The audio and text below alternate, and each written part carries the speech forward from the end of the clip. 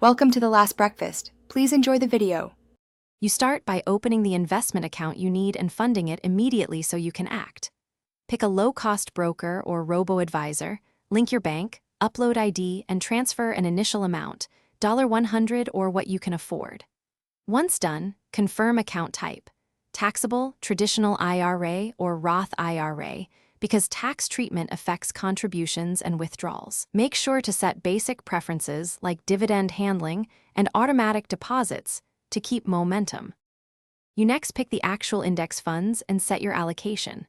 Prioritize broad, low-cost funds, a total stock index, an international stock index, and a core bond index. This simplifies diversification. Decide your split, for example, 80/20 for long-time horizons, because that determines volatility and return. Once decided, buy using dollar-cost averaging or a lump sum. Make sure to check expense ratios and fund tracking error so your returns aren't eaten by fees. You finish by setting maintenance rules and automations so your plan endures. Automate monthly contributions, inspect performance quarterly, and rebalance once a year or when an asset class drifts more than 5%.